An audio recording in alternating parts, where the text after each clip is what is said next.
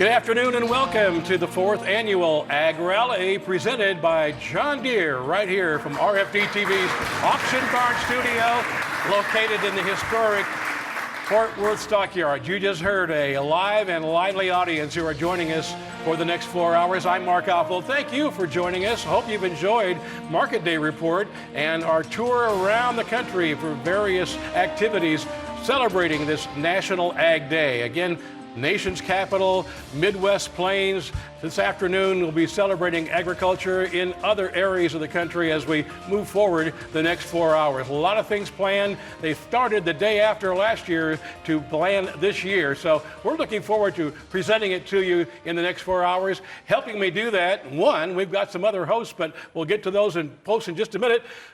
Pat Driscoll, again, welcome. It's hard to believe it's been a year. It has been a year, Mark, and it is hard to believe. It was like yesterday, I thought. Wow. Pat is CEO and founder of the Certified Ag Dealership and AgRally. So this has been a dream come true for 4 times, Pat, and feels good to be here. It does. And let's not forget why we're here. What is AgRally, Mark? AgRally, it's National Ag Day. It is. So to folks in the West, good morning. To folks in the East, good afternoon. But to everybody, happy National Agriculture New Year, right? Woo-hoo! And folks, AgRally is the party. This is where we're at. This is, we said it last year. Can we say it again this year, Mark? Sure. All right. This is a fusion of the Jerry Lewis Telethon and Dick Clark's Rockin' New Year's Eve. I like that. Yeah, this is like the child but I'm of the wondering two. where that big tote board is when you and I get all these millions of dollars that are coming in, you know, the Jerry Lewis Telethon. 2026 is around the corner, Mark.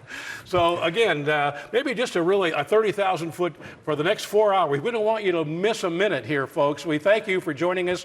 We thank Patrick Gotch. One person is missing that wasn't here last year, or was here last year, is not here this year, and want to give a shout out to Patrick Gotch. We went to him 3 years ago and had this idea, Pat did, and he said, I will give you whatever you need. And I will tell you from all my time with RFD TV, never had Patrick Gotch been able to give 3 hours of live television. He did 3 years ago to AgRally. Pat went and said, can we have a 4th hour and have some entertainment? Patrick said, you bet. And so that happened last year for the first time, and that will look a little different this year as well. It will. So let's take a look at what's going to be happening over the next 4 hours. I mean, we're going to start out. You're going to be talking with our friends at John Deere, of course, who have been our title sponsor from day one, Mark, and we're hugely thankful for them. They shared the vision with us about what this event was all about and what it was meant to do, celebrate American agriculture and do it in a big way. But this is also going to include, over the course of the next few hours, it's going to be about field demonstrations, some of the greatest things that we've got going on in our heritage farm shows. It's going to be product reveals.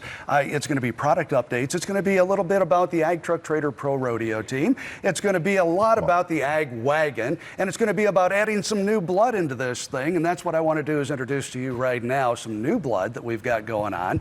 We've got, well, not necessarily new blood. They've been on before, but now they've been promoted, and they got the matching pay raises. We'll work on that later. But we've got Jay Holcomb here, otherwise known as Blake Shelton's twin brother. And we've got Peyton Valentine, who's with the Certified Agriculture Group, is the rodeo manager and our experiential marketing manager. They are going to be co-hosts along with Mark and I this year. We are raising the quality and we're bringing down the age. So we appreciate you guys doing this. I appreciate you saying that, because I think I'm just as old as you are. So folks, everybody out there that's tuning into AgRally right now, you have got 4 hours coming that is going to be made up of all kinds of different pieces and parts that come from heritage farm shows, that come from Rockin' New Year's Eve, and we hope to entertain, educate, and make you want to come back for more a year from now. Guys, what are the favorite parts that you're looking forward to here? Pat, I'm the Pro Rodeo manager. I have to say I'm excited to be talking to the Ag Truck Trader Pro Rodeo team. We have Darlene Lint from the PRCA here. I'm excited about our rodeo block. I'm excited about it all. I mean, I get to serve actually 3 roles here. I love the rodeo, obviously. I'm a dealer, so I get an opportunity to look at it from agtrucktrader.com perspective, and then also, being a rancher, and it's an opportunity for me to really get to see what the next year is going to be like. Yeah, well, and you do, and you're just energy. Yes. I mean, you're just it doesn't matter which of the hats you're wearing. You're just energy, Yes, and we sir. want that for our New Year's celebration, Absolutely. folks. We're going to throw it over to Mark Oppold now for our opening product block. Mark. Very good. Yes, and during the next 4 hours, we'll have various members who have been with us for these years that we call product blocks to give you more information about what they're all about. And doing that, we'll lead off with our very first and title sponsor from day one, John Deere. Joining us here is Kyle Berry. Kyle was with us last night. Hope you were with us last night for our Rural America Live, kind of a preview of what today was all about. So I want to again thank John Deere, and good to have you with us again, Kyle. Thank you, Mark. Reveal.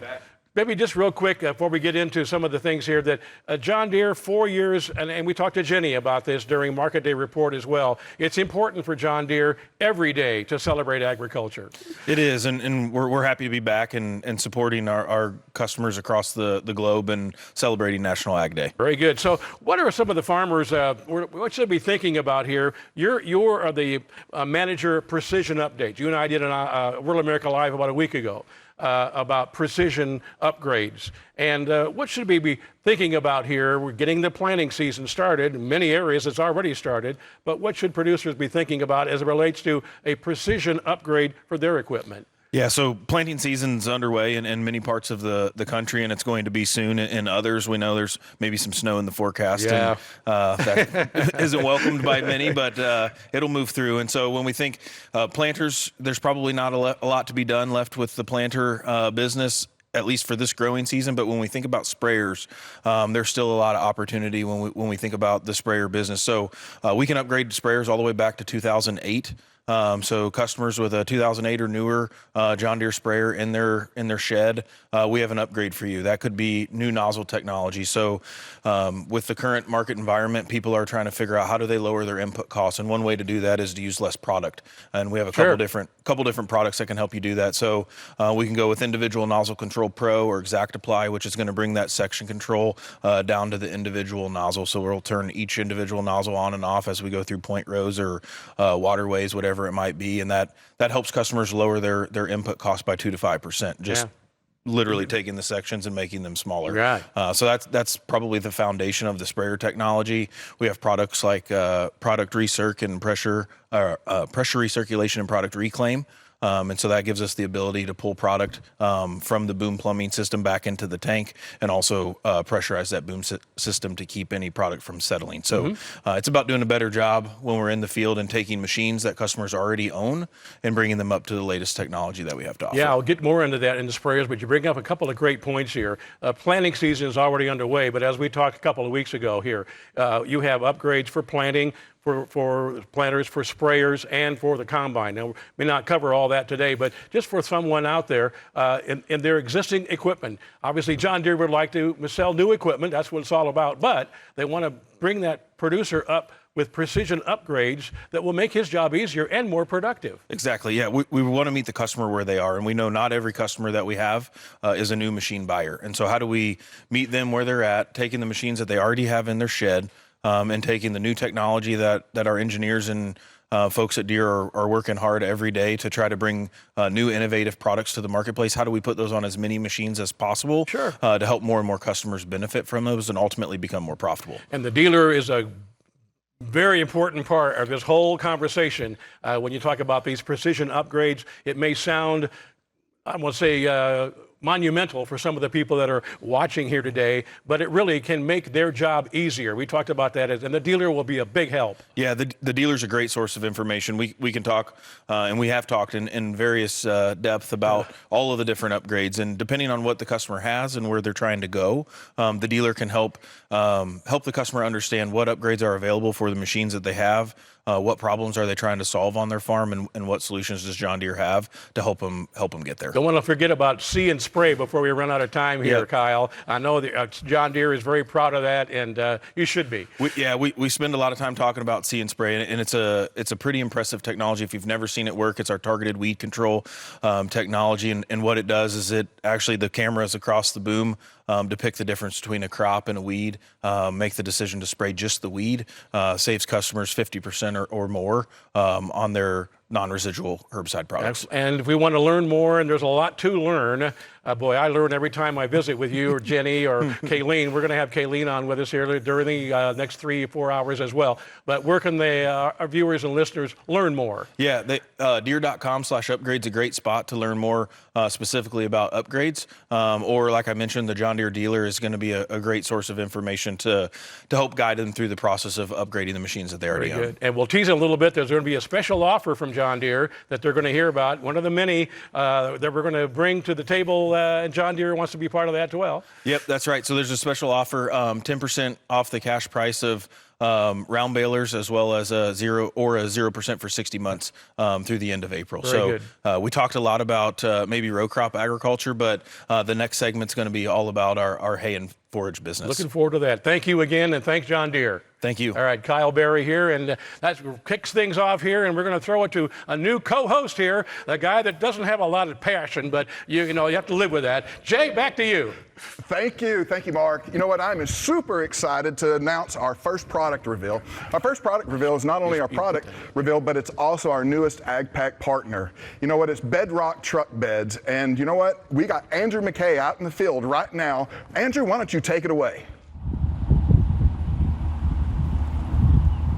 AgRally on location here in Granbury, Texas. I'm Andrew McCrae, joined by Easton Janor, and Easton's with Bedrock Truck Beds. We've got a great product reveal. Before we get to that, Easton, just tell me a little bit about these beds, first of all. Yeah, thank you, Andrew. Again, Easton with Bedrock Truck Beds. Bedrock Truck Beds is a truck bed manufacturer out of Shiner, Texas. And today, thank you all so much for having us out here. We're going to showcase our new bale spike option that we'll be releasing next month, April 15th. Yeah, so I know when I walked up to this, I said, where's the bale spike? Well, that's part of the reveal that you're going to show us here in a second. Before we show that, show me something here on the side, because this is pretty cool that you have an extra option here on the side of this truck. Yes, so before we show the functionality, I just want to show you housed in this toolbox here. This is going to come standard on this Diamond Series model, is the control unit. So this is an electric over hydraulic motor. And as you can see, I've got a handheld wireless remote in my hand that will be powering this. But if for some reason this fails on you, I just want to point out that the tether remote is housed right here. So you can pull this out. This is always going to have power to it when the truck is on. Make sure when operating this that your truck ignition is on, okay? So again, if this does fail, we've got the tethered pendant option here. And that's kept safely in this box out of the weather. Okay, so we'll get this down there. All right, now we'll come back around to the front here to show us what we've got here. So again, starting with the wireless remote, just turn it up to the on position. Very simple, 2 buttons here, up and down, okay? So starting with pulling this down.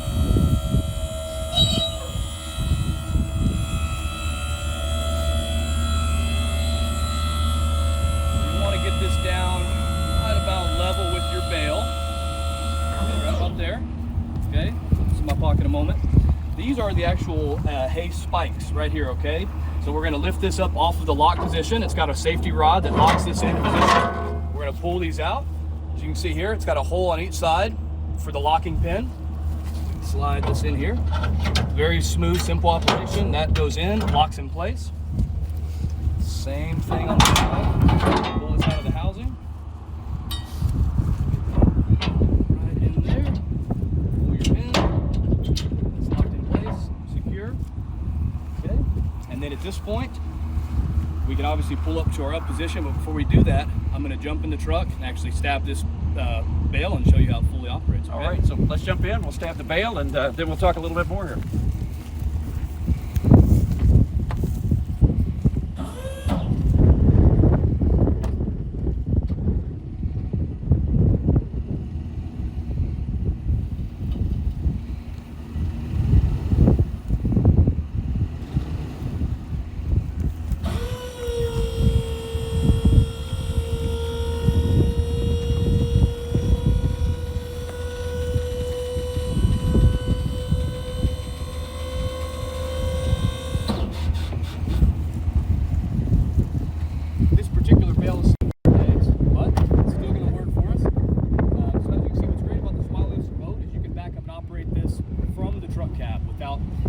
Standing back here, having to use the tethered remote. Okay, so you see I did that from in the truck cab.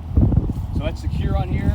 I actually picked this bale up from in town this morning, so you can securely drive this down the road while it's in position as well. All right, so let's come over here so we can get a little bit better the view. We're going to come up here close. I think they're having a little trouble hearing us back in the studio here. So talk a little bit more about these beds then, because you've got a lot of great features going on with these beds, even beyond just this bike. Yes, absolutely. So bedrocktruckbeds.com is our website that will show all of our series. We currently have 7 bed models we offer. The spike bell option will be available for 2 of them starting April 15th. Okay, that's going to be for our Diamond series as shown here. That's our starter bed, non-skirted, that will come with the 2 front toolboxes as standard on the Diamond, and then our Granite skirted series, okay, that has boxes and skirting built in as standard. Those are the 2 models that will be available with starting April 15th. Easton, I appreciate the time. Great product, and we're going to pitch it back to the studio here from Granbury, Texas. Thank you so much. And to think that AgRally 2025 has just began. Coming up, we're hearing from our friends at Reinke Irrigation on some of their latest offerings and getting some previews on some of the upcoming year's biggest agriculture events. You're going to want to stay with us. Let's go to break.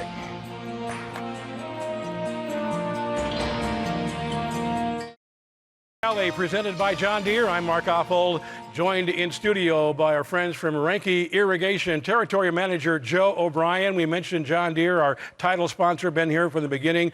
And Joe, you and Reinke have been here as well. I want to reach out and shake your hand and thank you for the continued support of agriculture and AgRally. Thank you. It's our pleasure to be here. So let's get started here. What's going on at Reinke?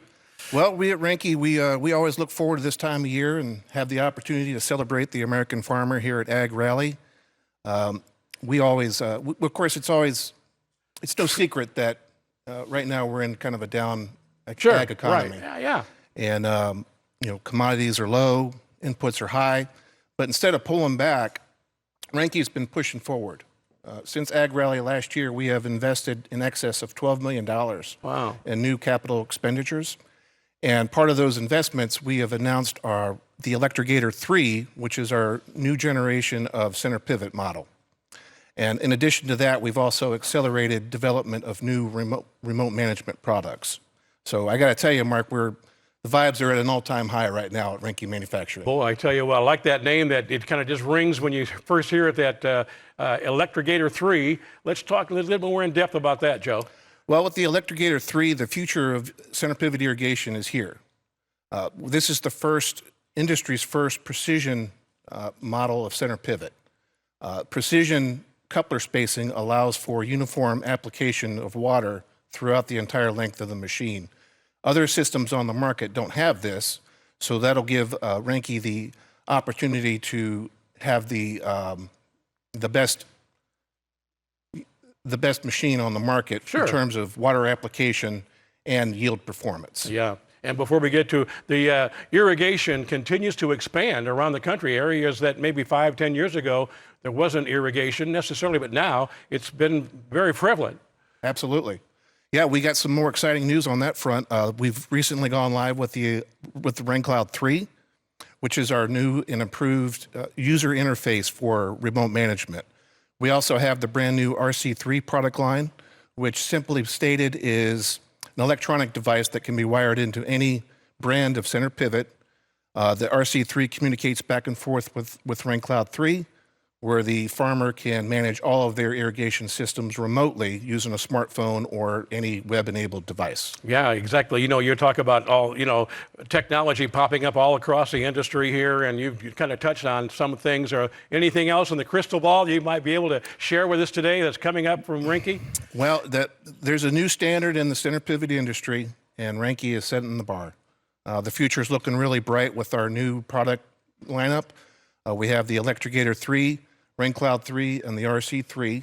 So to learn more about these exciting new products or to find a dealership near you, please visit our website at www.reinke.com. Yeah, anything else closing? We got another minute or so here if we can. That you want to take some time to talk about what's coming up and any other closing thoughts here, Joe. Good to have you back. Well, the only other thing that's noteworthy would be we do have a new partnership with CropX, which is a soil moisture sensor company. We have an invested partnership with them, and they come to the market with an excellent service with their app that gives a lot of insights on agronomy, soil moisture, of course, and those types of things where the farmer can bring that information in and make better decisions on watering and so forth. Very good. All right, we love seeing Rinky at a lot of the farm shows. I know Farm Progress Show and Husker Harvest Days, Ohio Science Review, and those things. Looking forward to that as well this summer. And that leads us into our next segment here. Joe, again, thanks for being here. We're going to throw it over to Pat and Jay and talk about some of those farm shows that we'll be wanting to highlight here as part of AgRally. You got it. And Jay, I know it's not normal for one farm show to promote attending another farm show. But it would be like you telling folks to drive something other than a Ram. But in the farm show space, where the importance of visiting other agriculture shows throughout the year is really important to us. So we want to take the opportunity to promote some of those shows. I'm going to throw it to you, Jay. What would be your favorite farm show to attend? You know what, as a cattle rancher, obviously I'm in the car business, but as a cattle rancher and a member of the NCBA, CattleCon. CattleCon is an just absolutely wonderful opportunity, to sit around, go to the breakout sessions, learn new things, see new products. This last year, it was at San Antonio. You know what? Don't take my word for it. Why don't you watch this? Welcome to CattleCon 2025. We have a great history of crafting innovative and entertaining events. It's an honor to be here, surrounded by the incredible men and women who are the backbone of American agriculture. The industry's moved a long way. The only place we get new dollars into our business is through the consumer. If we're not satisfying the consumer, they're going to take their dollars elsewhere.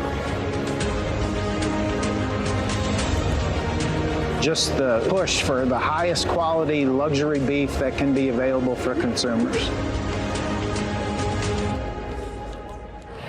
Great speakers, great networking, great educational opportunities, plenty more live ranching demonstrations to see. The Roto Mixer pre-party is going to kick off. The Big Tex Fest featuring rodeo star Paul Bogart. Cowboys Night at the San Antonio Stock Show and Rodeo. We are up here at the peak and the heights of consumer demand and consumer acceptance. We believe that American agriculture is the world's best hope. Our shared belief makes us, everyone here today, partners in this business. Partners face and find solutions for the challenges that are threatening our industry. Grit never quits, and you are made for this.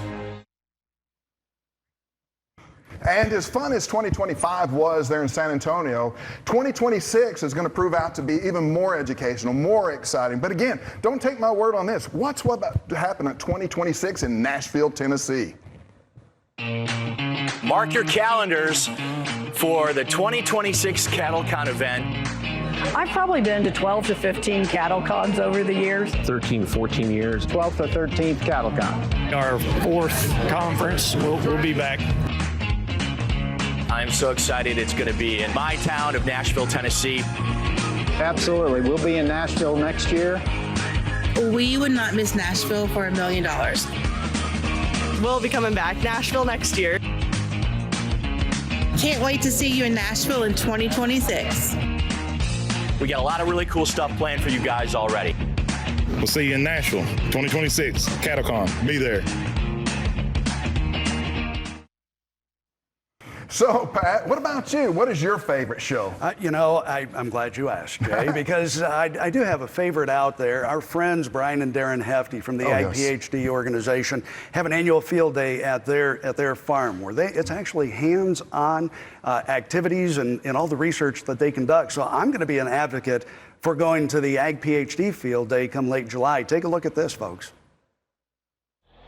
Every farmer has their favorite time of year, whether that's when the tractors roll in the spring or that feeling of finishing the last day of harvest. For us at Ag PhD, our absolute favorite day of the year is the Ag PhD Field Day. And we love it because we get to look at all sorts of different crops, see equipment working in our fields, and best of all, we get to talk to farmers from across the country and all over the world. Each year for more than 20 years, we've hosted the Ag PhD Field Day right on our farm, and it always has been and always will be free. Everything's free, from admission to parking and food. We also bring in companies from all over the world to highlight their latest developments in ag technology. And we have awesome guest speakers that include some of the highest yielding farmers in the world. It's a great place to get to know more about how to raise better crops. Our one-day event is packed full of tons of new stuff, whether it's new traits, fertility products, or natural products that are coming to the market. Naturals especially have become a big focus of our research, and you'll be able to see these products in action. While it's nice to get up close to new equipment, the heart of the field day, and my personal favorite, is to be able to get into the field to see what really makes crops grow better. Companies can talk about new products all day, but if you want to make an informed decision on any of them, you'll want to see how it actually looks in the field. At the Ag PhD Field Day, you can see how everything looks right in the middle of the growing season. This year, we're planning to showcase more than 100 plots with hundreds of various product treatments, and we'll be leading a special guided tour through it all. At the Ag PhD Field Day, we have so much planned to show you, it's hard to get into it all. But again, it's all free. Free entertainment, free food, and free information on how to make your farm even better. It's going to be a great time. Please go to agphd.com to learn more and register for the Ag PhD Field Day on our farm near Baltic, South Dakota. See you there. Yep, that's a good one. But what about Farm Science Review? You know what? I've heard great things about that. Farm Science Review is awesome. In fact, it's of all the national farm shows out there, it's the only one that can run simultaneously corn and soybean harvest demonstrations. Wow. So yeah, highly recommend Farm Science Review. Nick Zachrich is the executive director there, and I would want people to watch this because they may want to go. Absolutely. Hi, I'm Garrett Nowak. Welcome to the Molly Karen Ag Center, home of the Farm Science Review. Farm Science Review is hosted by the College of Food, Agricultural, and Environmental Sciences at The Ohio State University. We're located just 25 minutes outside of Columbus, Ohio, right next to Route 70. Farm Science Review has a long tradition of showcasing the latest in agricultural education and innovation to the agricultural community. Whether you're a grain farmer, livestock producer, growing specialty crops, have a couple of acres, or just a backyard garden, Farm Science Review is for you. Farm Science Review is a farmer-hosted event. We're farming our land just like you would farm yours at home. We have 2,100 acres, 1,400 of which is dedicated to our farming operation, where we implement the latest farming practices, technology, and any pieces of equipment that we might see at the Farm Science Review on our farm. Farm Science Review has over 600 acres of field demonstrations showcasing everything from tillage and drainage installation to drones, and we're the only national farm show that has both corn and soybean harvest going on at the show. You can stand in the field, you can walk right up to the equipment, you can put your hands on it, and you can talk to the company representatives there and educators that can answer any questions you may have about the equipment or the farming practices that you see here. Along with the 600 acres of field demonstrations, there's also the Gwen Conservation Area. The Gwen Conservation Area has 67 acres dedicated to the latest conservation practices that you can implement on your property. Everything from stream and pond management, prairie restoration, and bee and wildlife habitat. It's all available, and it's all there for you to see at the Gwen Conservation Area.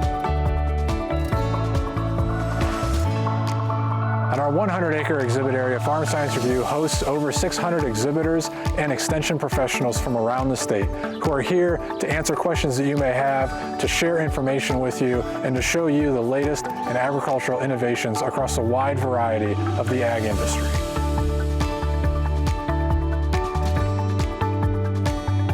Tickets go on sale at the beginning of July and are available online and at your local agribusiness dealers and different extension offices around the state. You can follow us on our social media accounts, Facebook, Twitter, Instagram, TikTok, and you can follow us on YouTube where we post videos about our farming operation and the prep work of getting ready for the show. We hope to see you there. All of these events, Farm Science Review, great. None of them you want to miss, Jay. No, you know what? And speaking of things that you don't want to miss, Mark, I understand that you've got something for us.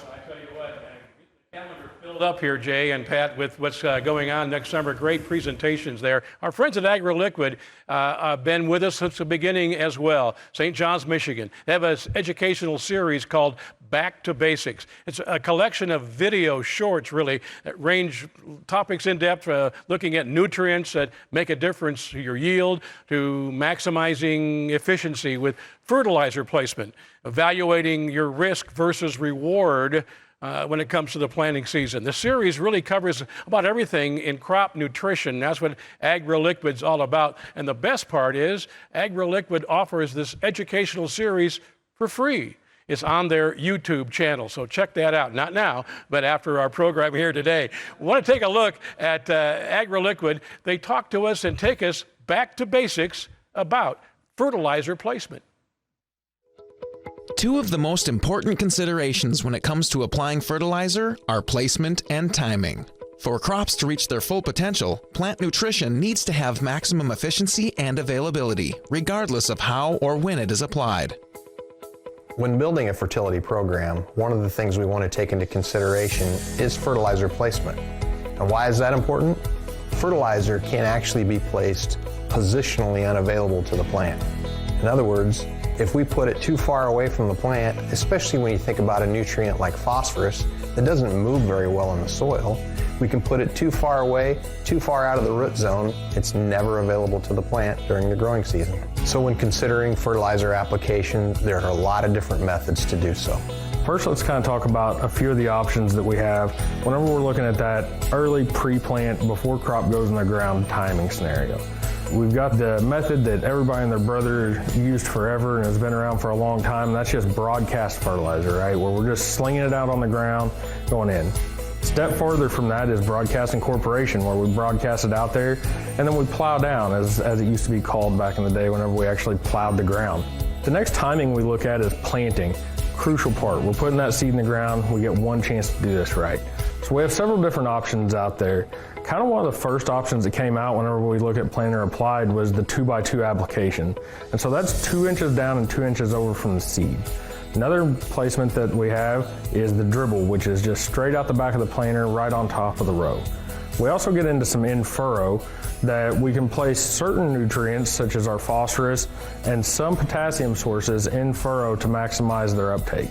Looking at that, we also have a 2x2x2, which has been a more recent thing where we're 2 inches over, 2 inches down on both sides of the seed to maximize the nutrient load that we're putting out there at one time. Another option when applying liquid fertilizer at planting time is that you can actually do a split application where you run some fertility right in furrow and run another band of fertilizer somewhere away from the seed to provide a little more protection if it's a higher salt content type fertilizer, so you have a safer application, but it's still close to that root zone where it's positionally available to the plant. One of the main watch outs when applying liquid fertilizer with the planter is seed safety. We want to make sure we're not applying a fertilizer with too high of a salt content that can cause damage to that seedling or to the seed itself. One of the main benefits of applying liquid fertilizer right in the root zone is getting that plant off to a quick, healthy start. We want to build a good, healthy root system to get that plant up and going and out of the ground right away. We can also use another application method in season that I like, which is the Y-drop system. It's a drop tube system that actually places the liquid fertilizer right close to the base of the plant. That liquid fertilizer soaks into the soil, it goes right down into the root zone. Again, making it positionally available so the plant can get it and utilize it. There are also some great benefits to doing multiple applications of liquid fertilizer throughout the growing season. At those high vegetative growth stages or the reproductive growth stages, by applying critical nutrients at those times, we can see some great benefits. Considering all the different application methods and timings that we've discussed today, there are ways that you can be the most efficient with your fertilizer and maximize your fertilizer dollar coming into the upcoming season. For more information on timing and application methods of nutrients, please visit our website at agraliquid.com. Thanks again to our friends at AgRally, Amy Bugg and her great team all year long, and AgRally Gold and their insights in Back to Basics. Check that out. It's all free on their YouTube channel. Still to come, University of Illinois students are here. They're excited. I got a chance to meet them again before the show started. They're going to give us a glimpse of their brand new Evans Global Center for Food and Agricultural Communications. Stay with us, just getting a good start here. AgRally 2025 with our live and lively audience. Yeah. We'll be right back.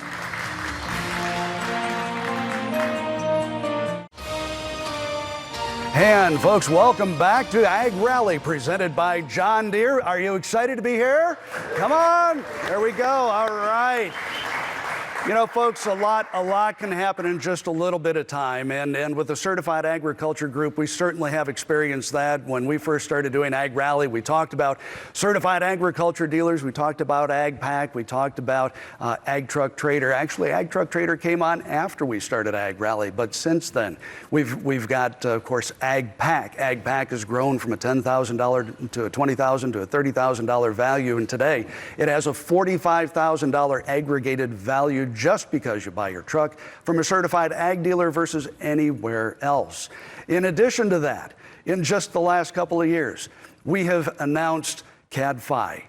We have announced CAD Protect with our partners at ProGuard Automotive. And we have announced just recently the Ag Wagon. I want more foot stomping for the Ag Wagon. Can I get foot stomping for the Ag Wagon? Ag Wagon, 14 farmers and ranchers get together with the top off-road engineers in the world at Fox Factory, spend about a year working with them to design the perfect agriculture truck. We've got a Ram Ag Wagon sitting right outside. Later here, you're going to have field trials live being conducted down in the Larimore operation south of Fort Worth, where the Ford Ag Wagon is going to be put to the test. A total of 28 modifications made to the stock truck to make it agriculture capable. So we've announced a lot of things. And there's a lot of other things that can happen in a short amount of time. It was just 1 year ago that we announced the James Evans Global Agriculture Communications Center at the University of Illinois. We got a couple of guests with us here that are going to bring us up to speed on what's going on with that. We've got Taylor Talbert, who's a senior who grew up on a livestock operation in Onarga, Illinois. Did I get that right? Yes, Onarga. yes, you did, All right, yes. Fantastic. We have Jenny Abbott with us, who is a junior from a grain and livestock operation near Orion, Illinois. Did I get it right? Orion. It's okay. I've heard it It's so many okay. different ways. Orion, Illinois. So first of all, we want to say thank you to you guys for being here. Jenny, I understand that you're both majoring in ag communications. Tell us about that. Yes, yeah. So first of all, thank you for having us here today.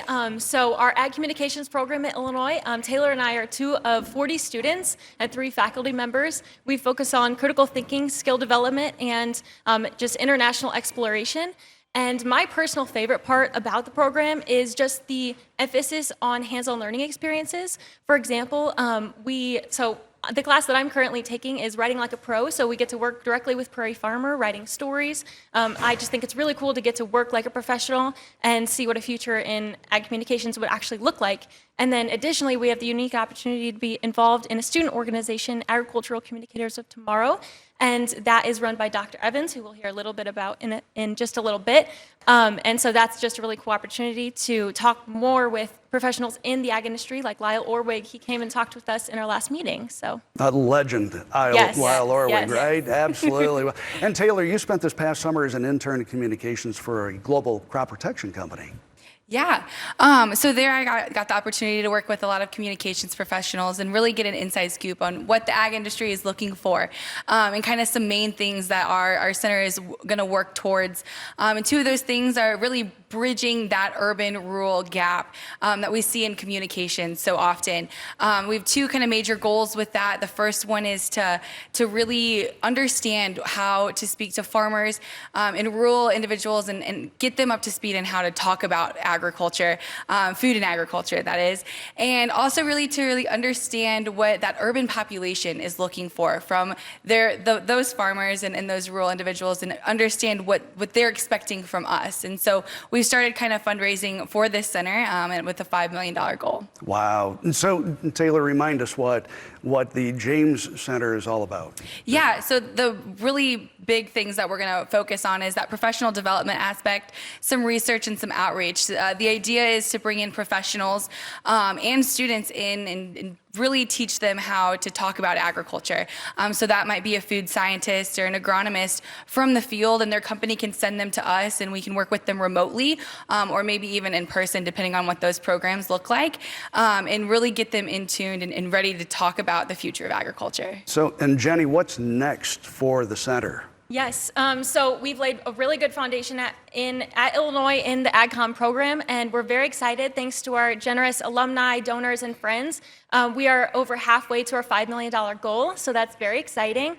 And we're excited to continue fundraising. Taylor, myself, and all of our classmates are excited to see the fruition of this come together, maybe in our time or when we come back and learn more from our alma mater. But so right now we are looking at forming the actual physical location that we will have the Everin Center in, but also those online certificates that Taylor mentioned a little bit about. We're just looking at those kind of things. So we're excited for the future. If you'd like to learn more about the center itself and donate, you can go to evans.aces.illinois.edu. All right.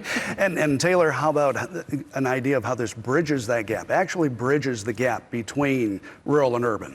Yeah, again, it's really just networking with those individuals and bringing them to us and being able to connect globally. I think that's the huge thing about this program, and the unique part is that we're going to get to speak to people all over the world and really talk to them about what they're experiencing in their parts and how we can help them as the University of Illinois. We just never have enough people out there telling the story of agriculture, do we? And you guys are helping bring an organization to this at a global level. It's really, really exciting. Yes. Yeah. Interesting. Ladies, thanks for being with us. Thank you so much for having us. And we're going to look forward to having another update from you next year. Yes. Okay? See how close we are to that $5 million mark. Yeah, all right. absolutely. And I do have to say, as a Spartan, I'm a little intimidated. I'm alone up here.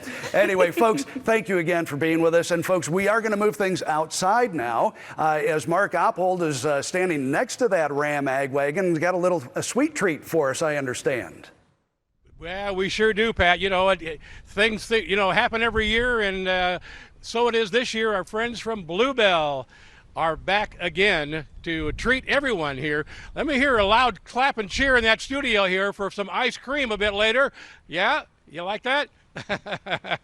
I'm here with, now I hear them too. Brian Townsend is with me from Bluebell, and Brian, it wouldn't be AgRally without Bluebell coming here, and we thank you again for being a part of it. We're just glad to be a part of it. We appreciate us being invited out this year. Jay Holcomb in there was bragging about Bluebell. He said, when you talk about Bluebell and you talk about Texas, they go together, and they have from the beginning. Yes, sir. We started in Brenham, Texas as a creamery company. We switched over to ice cream a few years later and have been producing nothing but ice cream since then. Is that right? Yes, sir. A little bit more of the history of Bluebell, how it began and the gentleman or a family that started it. It was started out as a local creamery company, and E.F. Cruzy took over as president. It was kind of a family-run operation until recently. Then we've had a few new presidents outside of the family, but it is one of those where we're still a big family, no matter how big we are. We're servicing about 24 states right now, and it's continuing to grow. Yeah, and this is your time of the year, although I'm like you, I like ice cream all year long, but this is really when you start talking about the first day of spring coming up here, and ice cream seems to go right along with that. Yes, sir. Our busy season does start up right around Easter, goes through about Labor Day, but we're busy year-round. And we just came out with a brand new flavor of banana fudge and half-gallons and pints that have been keeping us pretty busy. And people keep coming back to Bluebell because they know quality when they taste it, and they literally taste it. Talk about your quality control. Our quality control is state-of-the-art. We have a test and hold product where we test the product and we do not release it until everything has come back clear and clean. We're probably one of the safest products in the market. Yeah. Well, I wish I could be a taste tester or do something along there. Sounds like a great job. What about your overall products? Maybe what are you going to be serving us today here, by the way? Today we're going to be handing out our Moo Bars, which is an ice cream on a stick covered with milk chocolate. Oh, I like that one. Save a couple for me. And then other products that they, when they go through the grocery store or wherever they might find Bluebell products, what would they look for? We've got everything from a half-gallon container, a pint. We've got sherbet quarts, take-home snacks, and individual snacks we sell in convenience stores and those type of events. You mentioned you started in Texas, now you're in 24 states. Is there an area of the country that is discovering Bluebell and you say, wow, we're really moving in whatever, Iowa or Colorado?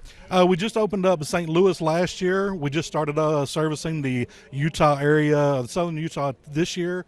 We're looking to expand in the future. Don't know what the future holds just yet. Yeah. So, someone who's watching, I've never tried Bluebell. They have their favorite. Everybody has their favorite, whatever it might be. Why should they dig into that Bluebell? It's the same quality product that we've been serving since the beginning. Yeah. We created our homemade vanilla in 1969, and the taste that you have today is the same taste that you could taste back then. How about that? You got a whole team here, by the way, ready to give all these fudge bar, not fudge bar, I'm not saying that right, probably. Moo bars. Okay, but you got a whole team here. Thank you all for coming here as well. And Brian, thanks for being part of AgRally. Thank you for having us. All right. Brian Townsend here. Again, this year, Bluebell is here, and I wish you could all be with us as we taste this great product, but inside they can't wait. And right back inside, speaking of that, we're going to talk more about rodeo. Back to you guys. All right, we're back here in the studio, and Jay, I don't know about you, but I'm excited to talk rodeo. I love rodeo. Everything rodeo to me is exciting. Yeah, so Jay, it's only been, this May will be 2 years since we have gotten really involved with rodeo, and we have launched the AgTruck Trader Pro Rodeo team. I want to take a little bit of time to take a step back and reflect on the last 2 years. Absolutely. Starting with the biggest question, why rodeo? You know what, why not rodeo? Honestly, sitting in as the chairman of the dealer advisory board for Certified Ag Group, and Pat and I had a conversation many, many moons ago. And I was telling him, because I sat on the board for Utah High School Rodeo, my children rodeo, we were big into rodeo. I actually produce rodeos. So rodeo is in my DNA. And so I told Pat at this time, I said, you know what? Not everybody agriculture is into rodeo, but everybody into rodeo is agriculture. And if you're looking for kind of laser marketing, you know what? Why not go to a target-rich environment and let's get into rodeo. And if we're going to do it, you know what? Do it big. Let's go. Yep. Might as well. All right. So, Leighton, I know you and I worked really closely together to put together the AgTruck Trader Pro Rodeo team. One thing that was really important to us was, who you guys are outside of the arena as well as inside of the arena, making sure you guys were aligned with all of our values and representing our partners, our dealers well. Tell us a little bit about that process and what it was like putting a team together in a sport that's usually individual. Yeah, sure, Peyton. I mean, it was an amazing experience for me to be put forth as the team captain for the AgTruck Trader Pro Rodeo team. And as you can see, we got, I think, the best talent that you can possibly have in the events that we have them in. And you kind of giving me the reins to put the names out and put the word out. I can't be more proud of the team that we've put together. And first and foremost, got to thank Jay for kind of bringing the opportunity to me to meet you guys and be a part of this. So it's been amazing.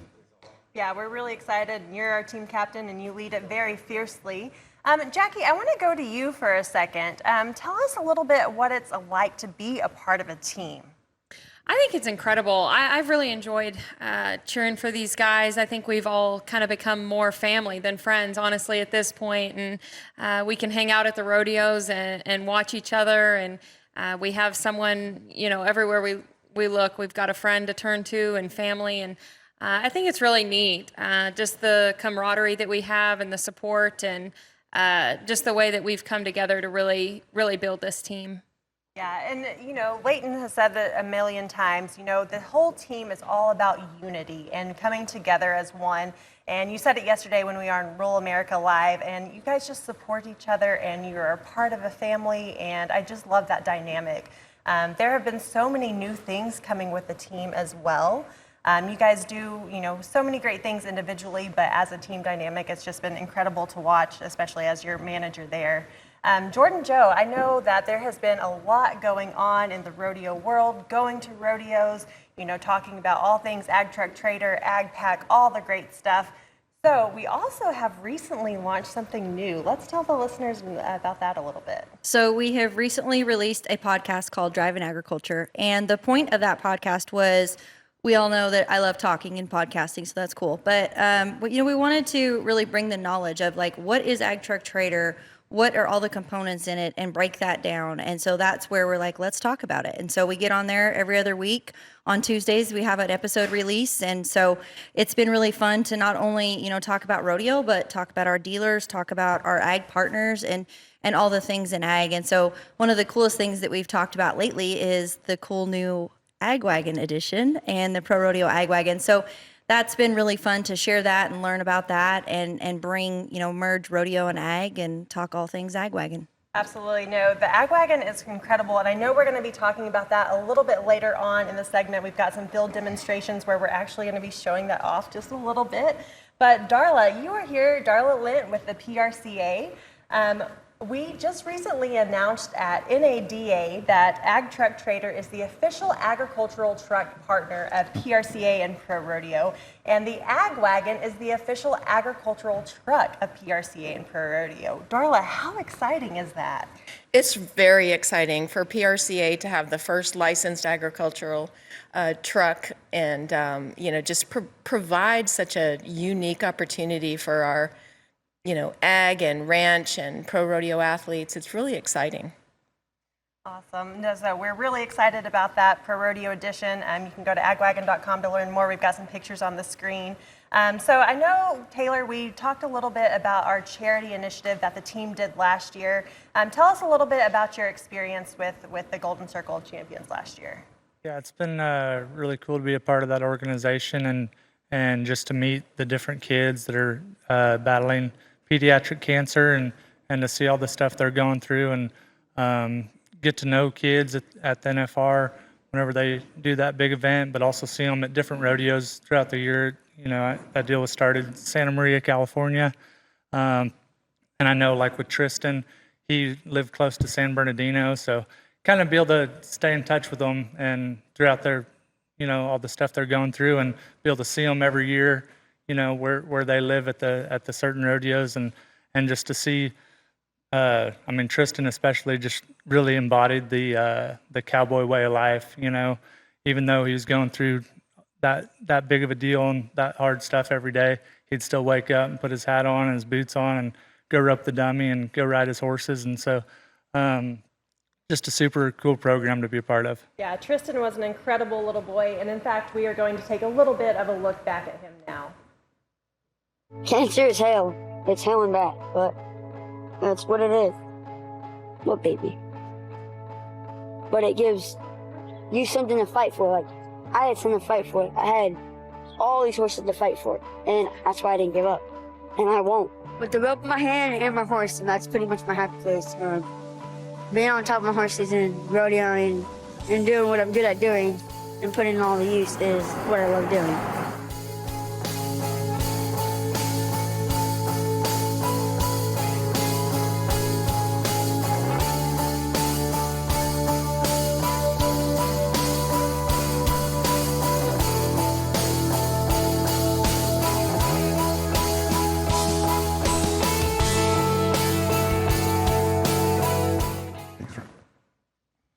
On behalf on the Ag Truck Trader Pro Rodeo team, we would like to award Tristan and the Golden Circle's champions a $2,500 check. What the Golden Circle champions do is amazing, and Tristan was an amazing young man, and we want to be able to give forth to him and anybody else going through what he had to go through, and he is a true cowboy, and we want to award $2,500 to that support.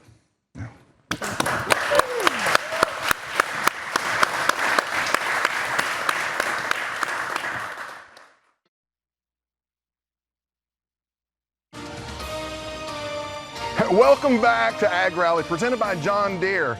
You know what, I want to introduce Citco. Citco is the maker of Mystic lubricants, and if you're on a ranch or farm, Mystic is going to be your go-to, and they're an AgPack partner. You know what, Pat, what do you got to say about that? Well, actually, we need to go see what Citco has to offer. Awesome. Cresta Farms has been in business since the 1930s. There's absolutely no doubt in my mind that one of the keys to the success of our entire business, in fact, that we've had trusted partners like Mystic Lubricants on our farm for over 3 generations. In our farming operation, we don't purchase too many new pieces of equipment. We usually purchase used equipment, and then we go through it and do a full maintenance program on it and inspection, and then we implement our Mystic program. Some of our tractors are 30 plus years old and have the original motors. That's proof in itself that the oil works. I enjoy working on old equipment and take pride in being able to keep it running. We have 9,700 hours on 2 of our 860 Massey's, and that's probably triple the life that the average farmer would consider full life for a combine. When it comes to dominating tough conditions and even tougher schedules, no one puts it on the line like Custom Harvesters. It's a nomadic lifestyle that pushes crew and equipment to work harder and longer. And Mystic Lubricants is dedicated to helping them get the job done. I am Mark Heil. I'm a custom harvester from Ulysses, Kansas. We follow the wheat harvest about 2/3 of the way up and do a considerable amount of fall work. My family that is involved in the harvesting business currently is my wife, who is the support in all respects. Then we have a daughter, Tara, who drives truck and works for me and cleans and works on equipment. And my son, Brad, is currently managing about half of the operation. He is running 2 case combines, and I'm running 2 or 3 old Massey's as time goes on. I got into this, I guess, naturally. I was born into it. People say it's in your blood, and it's in my blood. We've got pictures of us as kids pushing around toy combines on concrete slabs in trailer parks, and some things just never changed. I never played Little League baseball. I never went to a basketball camp. I never did any of that. I wouldn't trade that for the way I grew up. In my mind, I got to go do something way cooler. You know, I got to travel the Great Plains. I had friends on the road that I got to see every year. We run a lot of old equipment in our business. Even the equipment that we think of as our newer equipment is old by the standards of most custom harvesters. I can go to the field and I may get half as much done, but I may make as much money as the guys that are doing 3 times as much, just because the investment is so much, well, it's nil practically. Lubrication is very important to us. Lubrication is what creates dependability in equipment. We've used the Mystic products for 20 years now. We use the grease, we use the engine oil, we use the gear grease, we use the hydraulic oil. We inject sealed bearings annually with the Mystic high temp grease. We also lubricate daily, and a couple of locations twice daily while we're running in the field. Previous to running the Mystic product, we were having lubrication-related failures. We feel like we've eliminated them. Our profitability is based almost solely on how much our equipment runs. And with the Mystic product, our equipment just runs. We push our equipment hard, we push it over a lot of acres, we run it at capacity. That is lubrication domination.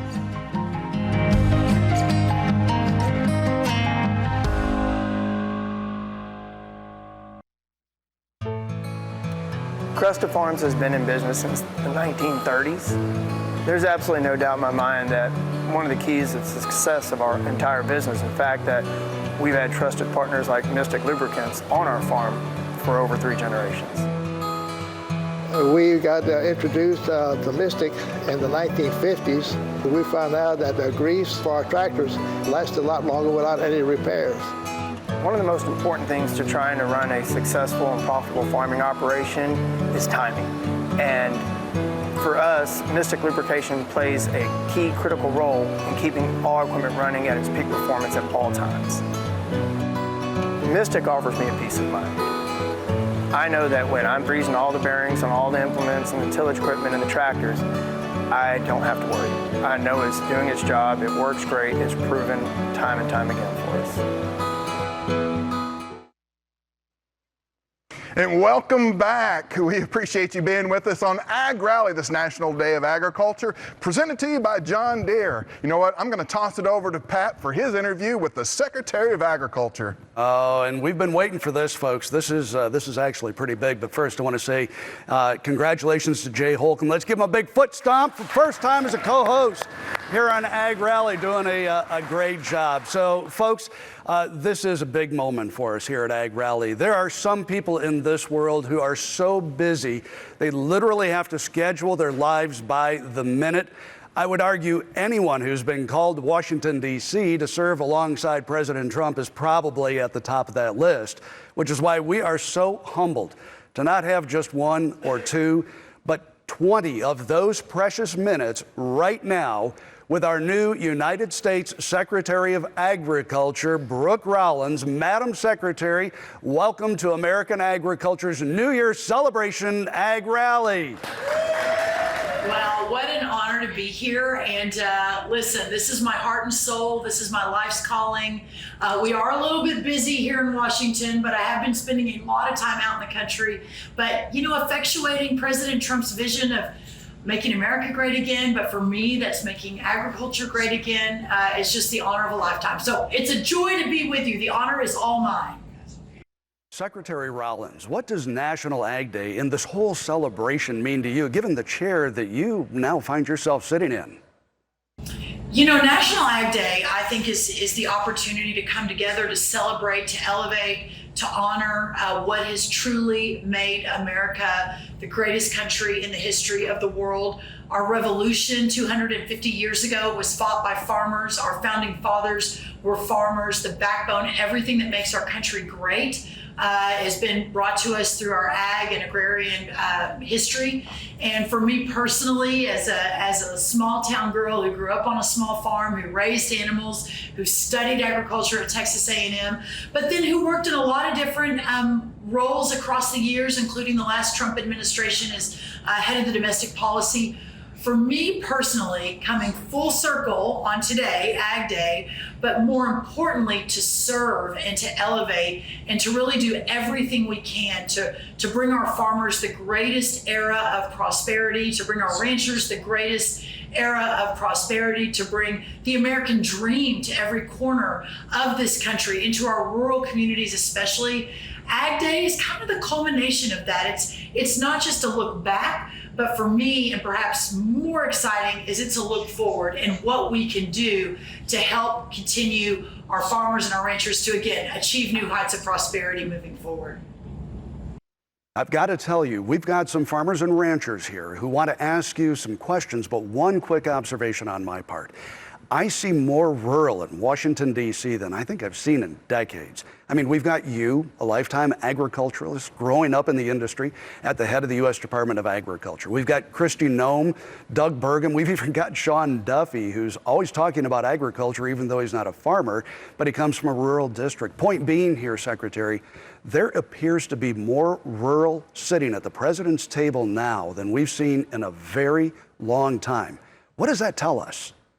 You know, it just gave me chill bumps. I was sitting in the Navy mess with 3 other cabinet members. We were having lunch, and by the way, a little bit of an aside, but this cabinet is more closely sort of partnered and friends, and we're family, and we love each other, I think, than any cabinet perhaps, at least in our lifetimes. And I will tell you, from having been in this town the first time, I think that's going to make all the difference. And perhaps, to your point, sir, perhaps the reason that is so many of us are from small towns, from agriculture communities, and have a love. So I was sitting at the White House just a few days ago, having lunch with Kristi Noem, Secretary of Homeland Security, having lunch with Kelly Loeffler, the administrator of the Small Business Administration, having lunch with Lori Chavez-Drimmer, who just recently was confirmed as our labor secretary.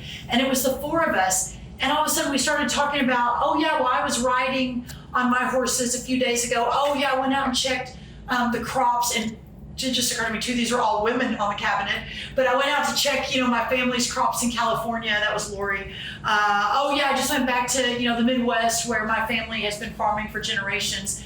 And I was sitting there, I'm like, what an unbelievable, and I haven't even told this story, so this is the first time. I thought to myself exactly how insightful it is that you asked that question, that how unbelievable that we're at a moment in history, that we're all called to meet that moment, that we're working to save America at her 250th birthday, which seems providential in a way, and that I'm sitting in the Navy mess with these 4 amazing ladies, and they all represent different parts of the cabinet, all picked by President Trump for different reasons. and yet we all come from roughly the same background. And to your point, there are many more in the cabinet. Scott Bessent, our Secretary of the Treasury, has a farming operation in North Carolina. I mean, all the way across the cabinet, almost every single person has a heart for our community. And so for me personally, to get to walk into this office in Washington, to get to go out across the country, to get to fight for our farmers and ranchers, whether it's on avian flu or the trade negotiations that are going on, or how we get the disaster relief money out, or what the next farm bill will look like, since we haven't gotten one of those passed a couple times now. What I need to do to bring forth the vision and hopefully provide new energy and new opportunity to collaborate to bring the farmer's voice back to Washington where it belongs. All right, let's do some business now, Madam Secretary. We've got farmers and ranchers here at Agriculture's Times Square for our AgRally celebration. Who wants to ask you some questions? First up, a friend of mine from Craig, Colorado, Donald Broom. Go ahead. Madam Secretary, my name is Donald Broom from Sombrero Ranch in northwest Colorado, home of the Great American Horse Drive every spring. We'd love to have you join us sometime. My question is, how will you actively work to improve, market, and support American farmers and ranchers who are facing a lack of financial and risk management resources during a struggling agricultural economy? Well, what a great question. And I would love to come join you in Colorado. I am a Texan. I grew up barrel racing. My favorite thing in the world, I often say, as soon as this Ag Secretary gig is up, I can't wait to get home to Texas and start raising cattle again and maybe even barrel racing again. We'll see. I'm a little bit on the older side, but I would love nothing more than to join you in Colorado. So let's make that happen. Listen, to answer your question, I sort of see it in two different ways. The first is what we can do immediately to get some funding out the door for our farmers and ranchers who have arguably been living in and working to keep their farms active and not go out of business in one of the worst farm economies, at least in our lifetimes, perhaps in the last 100 years. And so part of that is, as we know, Congress over Christmas last year passed some emergency relief. Our team here at USDA is working to move that money out immediately, and I think you'll begin to see some of that moving in the next week or two, and I'm really happy about that. But listen, at the end of the day, the last thing I think you, your partners, other farmers and ranchers around this country, the last thing they want is a hand out. What we really need to keep working on is expanding the hand up to get out of this kind of perennial struggle and to move into, like I mentioned, that new era of prosperity, the golden age, as my boss, President Trump, would say. One of my top priorities is to expand market access around the world, to get out our incredible products that we produce here in America, to move into not just our normal trading partners, and we're sort of renegotiating right now with Canada and Mexico and China and some others, but also to find some new partners around the world who would love to have our product, but maybe in the last administration there wasn't much of a focus on that. But I can promise you this team at this moment in Washington, D.C., led by President Trump and Vice President Vance, will do everything we can. I'm already looking at 3 or 4 international trips. I'm ready to get work to work. Just in the most recent few days, I did a meeting with my counterpart in Mexico, my counterpart in Canada, the Ag Secretaries there. How do we begin to expand markets for our incredible farmers and ranchers? We've got a $49 billion trade deficit that just came up on ag, that just came up in the last 4 years under the last president. So it's time to turn that around and to instead move it in a direction like our farmers have never seen before. Secretary Rowlands, our next grower, is here from southeast Kansas, another old friend, Jim Mueller. Jim, go ahead. Thank you, Pat. Jim Mueller Whiskey Ranch out of southeast Kansas, where my daughter Reagan and I raise and train some of the finest horses and cattle in the Midwest. Madam Secretary, along that line, cattle prices are an all-time high and continue to rise, but so are input costs and land values. I know you've only been in the job for a week or so, but does the department have any view on when things may level out, correct, or for that matter, what is going to happen with protein producers out there? Well, I think there's no doubt where the protein producers are, and shout out to you and your great ranch and what you do there. Not certainly at the operational level, but my family has long raised Hereford cattle. My children have long shown those cattle, and I have a real heart for this industry. The numbers have looked better. I know there have been a lot of struggles over the years for our cattle raisers, but we've looked pretty good in the last few years. But having said that, and to your point, the cost of input across the ag industry is around 30%. Everything is more expensive. Our goal with this new team and this new administration is that cost begins to roll back, that the profit margins hopefully expand, that we bring more farmers and ranchers into the ag community, new ones that perhaps have never farmed before or ranched before, but see an opportunity to perhaps raise a family, to create something bigger than themselves and work in the righteous field of agriculture. And I think that our cattle farmers our cattle ranchers in many ways are leading the way on that. But while times look pretty good right now for our cattle industry, while a lot of other industries don't have it so good, we know that can turn on a dime. Our team here at USDA is hyper focused on every single one of these industries, cattle included. We'll keep watching it, but know that we have your backs, and we're just so grateful for the incredible leadership and work, sir, that you are doing in the field. Thank you. Thanks, Jim. Madam Secretary, our final grower represents the I states. Coming from Iowa, we have Devin Cruz. Devin, go ahead. Thanks, Pat. Secretary Rollins, my name is Devin Cruz. We grow corn and soybeans and a lot of hogs outside Lamar's, Iowa. We also own and operate a milling operation in Brunsville. Assuming President Trump gets the rest of the world to play fair, trade deals won't ever be negotiated the same as in the past. Looking beyond the current horizon, what will USDA's strategy be when seeking new ag trade deals in a new kind of trade world? Well, first of all, Devin, thank you for that great question. Love your state. I will be in Iowa in about a week or two.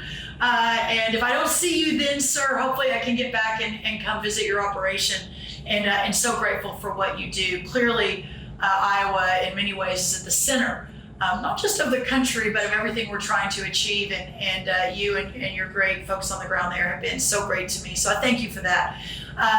Listen, Donald Trump and his approach and his relentless drive to make sure that Americans are first on the world stage. And you may or may not have heard, but he had a little bit of back and forth with now the former Prime Minister of Canada, whom he loved to call Governor Trudeau, but with the Prime Minister Trudeau just a couple of days ago, where the president was extremely forthright in how he felt about the 250% tariffs that Canada is imposing after a certain quota number on our dairy products, but certainly that ripples out across all of the different ag lanes. And to your point, Devin, it is a new day. And to have a president who is unequivocal, who is unafraid, who is fearless and bold in the face of not just putting Americans first and America first, but putting our agriculture producers first, that call warmed my heart. It was somewhat uncomfortable because the president got extremely animated, as he tends to do when he's passionate about something. But I think it has changed the landscape forever. And never again will a United States president, after President Trump leaves, never again will a Secretary of Agriculture after I leave, whenever that may be, and never again, I think, will an administration be held to less than the accountability and the metric of every minute of every day, fighting with everything we have for fair and open markets for our ag producers. So I think, Devin, for you and all your farmers in Iowa and for all those across this great country, know that there is a new sheriff in town and there is a new team in town. And while sometimes imperfect, because we're working to disrupt a broken system, that at the end of the day, no one will fight harder than our team will for you and for your family. Thank you, Devin, and thanks to all of our growers. Madam Secretary, I've got one last question for you myself. It's a matter of perception. It's in the headlines today. Food prices are making it tough for a lot of people. I run into consumers myself every day that think farmers are rolling in the dough, not realizing the cost to actually produce that food has gone up just as much, if not more. Here on National Ag Day, I ask you, how do we work together to balance the scales with consumers so they understand this is just as tough on us as it is on them?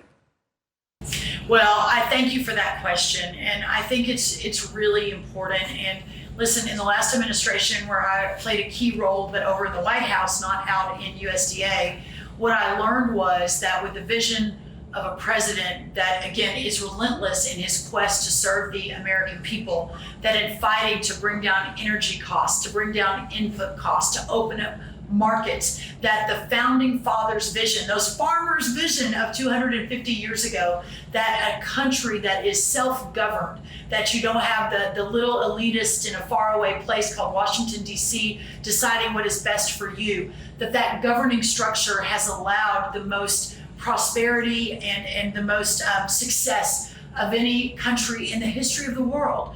But we find ourselves in a place right now, and especially in our agriculture communities, and especially on this Ag Day, this World Ag Day, that we understand that our farmers are really, really struggling. And with a few exceptions, that 1 in 10 of our farming communities have gone out of business just in the last number of years, that many are living at the margins, that some of our farmers in the pork industry, in the corn industry, in the wheat industry have literally gone year after year of being in the red and not making the money that they need to support their family.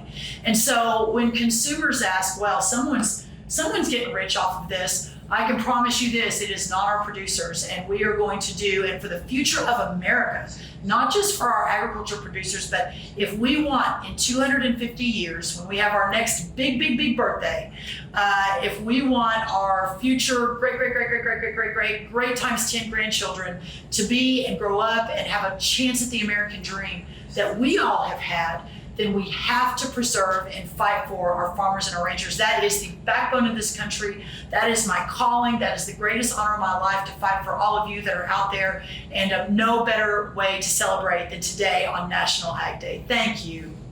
Ladies and gentlemen, there you have it, straight from the United States Secretary of Agriculture, Brooke Rollins. Say thank you, Secretary Rollins. All right. And Madam Secretary, if you're still listening, do me a favor and keep my good friend Jay Hamby out of trouble there in Washington, D.C., could you please? So we're going to let the Secretary get back to doing the business of American agriculture right now, and we're going to take a break. When we come back, we're going to be joining some folks that are celebrating National Ag Day and AgRally in Manitowoc, Wisconsin. We'll be back in just a moment.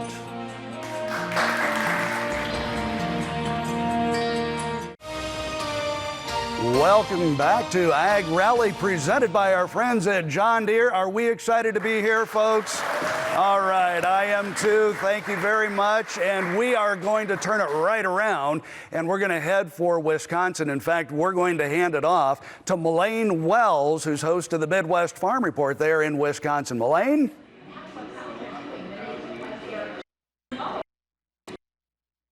So happy that we can give you a tour of this beautiful state in wonderful weather conditions, because here at the Farm Wisconsin Discovery Center, it is always perfect conditions to learn about Wisconsin agriculture. I know our farmers in the state may be working a little bit of different conditions, but Abigail, we are so blessed to have a facility like this in our area. Talk a bit about the mission here. We are totally blessed. You got it. At Farm Wisconsin, we are a nonprofit organization whose mission is to share the wonders of Wisconsin agriculture. And a key way we do that is right here in our exhibit space, where people can learn all about how food and fiber are produced in our state. I love downstairs, the birth barn area. I live on a 5th-generation dairy farm, and I am still captivated every time I get a chance to experience that. It's easily the wow factor when you visit Farm Wisconsin. People have the opportunity to watch a calf being born right here on site, and up close and personal, they can see that calf take its first breath, drink its first bottle of milk. It's really a once-in-a-lifetime opportunity. All's calm here now, but you had a lot of students celebrating here on a field trip today, and the hands-on fun that these students were having really speaks to why this is such a great facility. You've got it. We really try to make everything hands-on learning experiences for all ages. So when you're visiting, bring your kids, parents, grandparents. The whole family can have fun learning together here in hands-on ways about agriculture. Certainly we cover everything from potatoes to cranberry, but here in America's Dairyland, we have to put a spotlight on that industry, and they do that in such a unique way here at Farm Wisconsin. There's an entire area where you can step into a cheese plant. You can try your hand at seeing how ice cream is made. You can even lift up a block of cheddar to see if you could cut it in one of our local cheese making plants, learn a bit about yogurt. Abigail, it must be really unique for consumers who maybe don't get a chance to experience life from farm to table to get a glimpse of this. You've got it right. Everything from the farm, we're talking about how we care for our animals, our cows, our pigs, our sheep, to the processing, whether we're turning products into ice cream, cranberries, you name it. We're talking about farm to table, the complete journey of food. And when people visit, if they come here on a bus, you are going to get a tour guide on that bus with them, and they get to go see a working dairy. That's one of my favorite opportunities that people that bring a bus to Farm Wisconsin have, is to drive right through the barn of a dairy, right down the road from us, modern farm, to get family generally opens for people to see what's going on a modern working dairy farm. When we talk about making that connection to the table, you have a restaurant here. I have to vouch for the breakfast, lunch, and of course ice cream. It's a big part of a stop here. You got it. Our cafe is open from 8 a.m. to 2:30 p.m. and the food is phenomenal. So people can plan to make a whole day here of learning about how their food is grown and raised and then tasting it in the Wisconsin Cafe. Well, speaking of tasting it, I'm going to hand my microphone over to Master Cheesemaker Carrie Henning, who is joining us from Kiel, Wisconsin, not too far away from here. Carrie, for those viewers who are watching us around the country, hello, tell us about the Master Cheesemaker program, because this is so unique to Wisconsin. Well, it's the only program of its sort in the whole country. First of all, it takes, you have to get a license in Wisconsin to be a cheesemaker. So that takes a couple of years. And then to start to enroll in the Master Cheesemaker program, it's another 10 years of training at the plant before you can even enroll in it. And then once you're accepted into the program, it's 3 more years. So you've got probably 15 years in before you get your master's. Wisconsin makes 600 types, varieties, and styles of cheese. Carrie, what are you eating at your plant? Well, we do mostly cheddar, but we also do Colby's and some mozzarella and a little Gouda. And a little bit of flavoring too. You know, may have earned a top 20 in the entire United States just last week. Right, yes, our onion and chive cheddar took first place, and it was in the top 20 in the whole U.S. I had a chance to visit your cheese plant recently, very early in the morning, mind you. What time do you guys start making cheese? Oh, our startup guy's there about 12:30. I'm there at 3:30 in the morning with the rest of our crew, and we're done by about noon. And you say really the ingredients are what sets your milk apart, and you want to thank the farmers on a day like this. Of course, it all starts with the milk. Talk a little bit about visitors coming and experiencing cheese. I know we've got a pretty big event here in Green Bay coming up with the NFL draft. You want them to try a squeaky cheese curd. If you've never had one, yes, cheese does squeak. And you can't get it any fresher than coming right to the plant. That's how Wisconsinites like to eat their cheese curds, right from the plant, made just an hour or two beforehand. So what is it about cheese that makes it squeak? I mean, we don't need to get real scientific here, but as a lifelong Wisconsinite, I've always wondered why it does it. Hey, we just say it's the proteins in there. They haven't broken down, and so as you're chewing it, it just squeaks between your teeth. Speaking of using everything, cheese making is such a green industry. I was excited to learn that you really put every drop of milk to use. Yes, after to make cheese, let's say we have 10 pounds of milk, we get only 1 pound of cheese out of it, then we have 9 pounds of whey. Then out of that whey is where we get our whey and also some butter. That whey product. Protein's such a buzz right now, all over. Everybody's trying to get more of it, and you suggest cheese is the way to do it. If we are watching around the country, if you're coming to visit us, certainly come to the cheese store, but can we ship your cheese? Oh, absolutely. We ship